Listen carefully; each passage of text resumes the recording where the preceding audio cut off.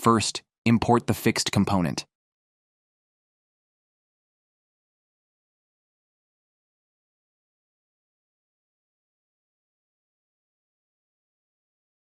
Now, import the components that will participate in the assembly.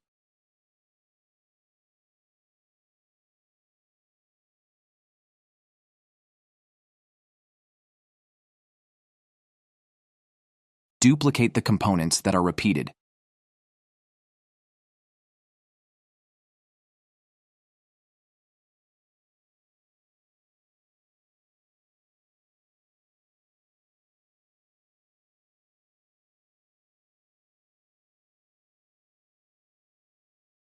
Begin by fully fixing the first component.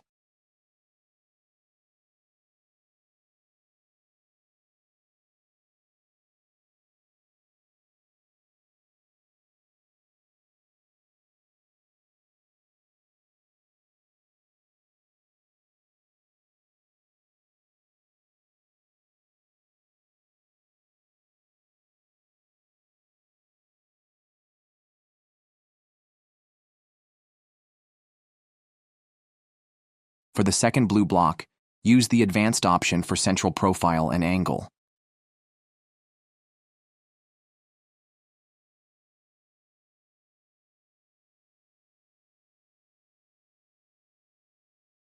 The central profile defines the distance with respect to the selected face, limiting any other movement in the secondary component.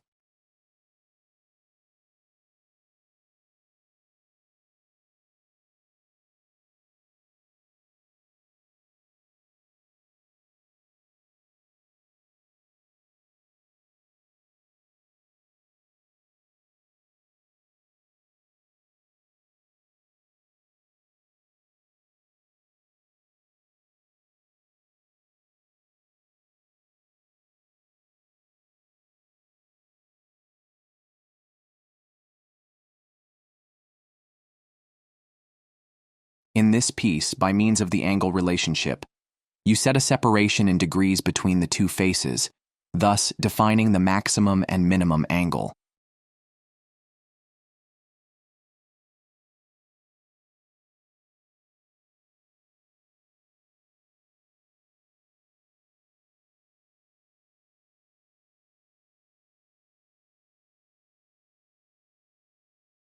For the following blocks, begin by fixing them to the base.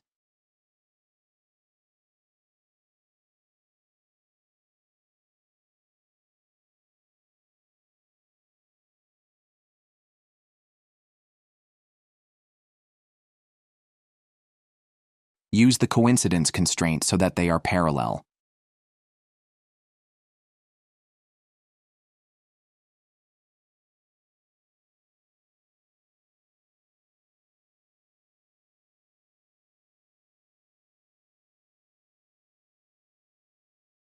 With the symmetric option, and by selecting a face on both components, you can create a symmetric movement effect so that they move as if there were a mirror in the middle.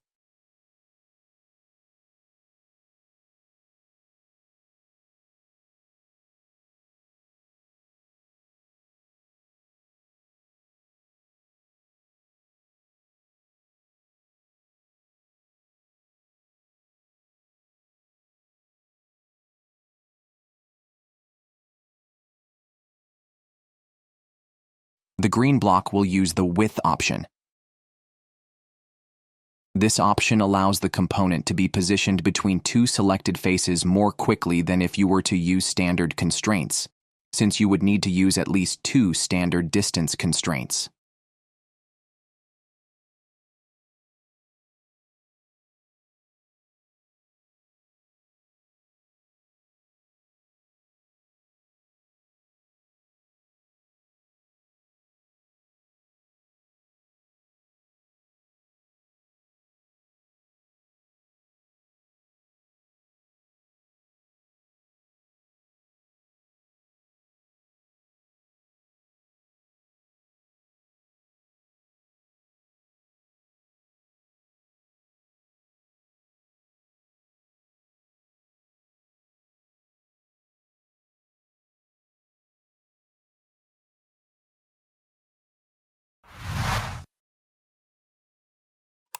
The orange cylinder will use the path constraint.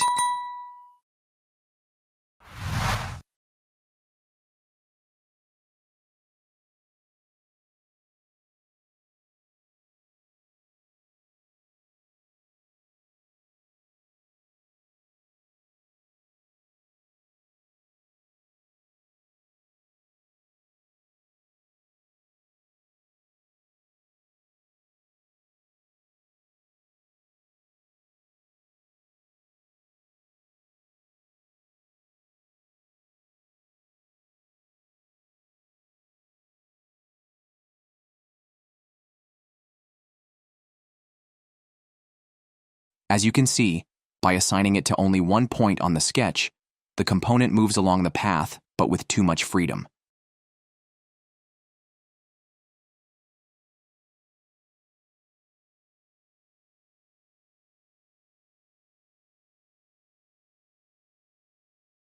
By assigning the constraint at the end, you manage to control its mobility along the path.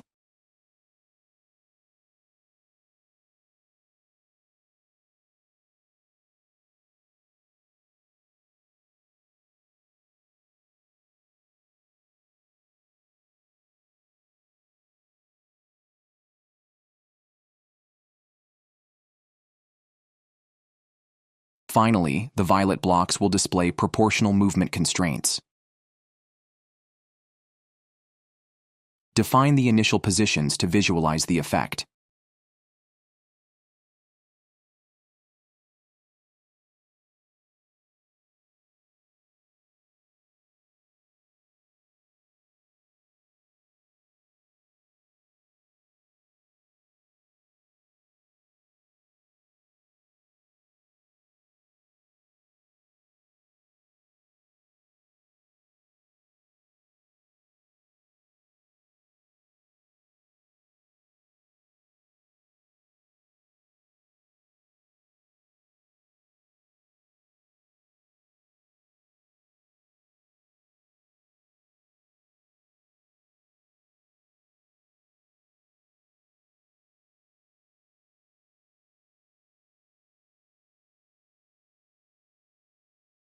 Omit the constraints that prevent movement along the surface.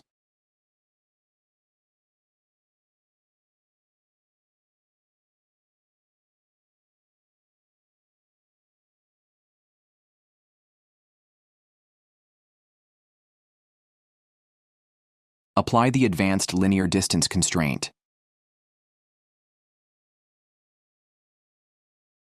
Select the affected faces and enter the movement relationship.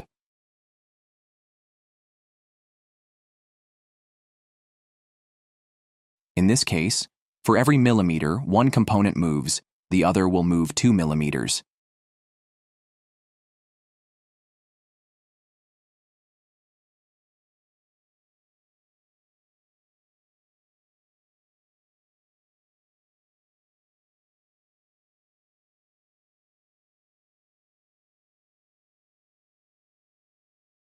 Now, assign a limitation on the movement so that the block only moves between 1 and 32 millimeters.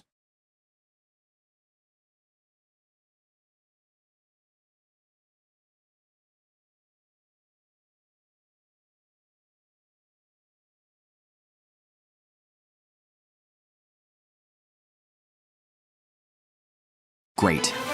To practice, try to do it by yourself by looking at the drawing and following these steps. Good luck.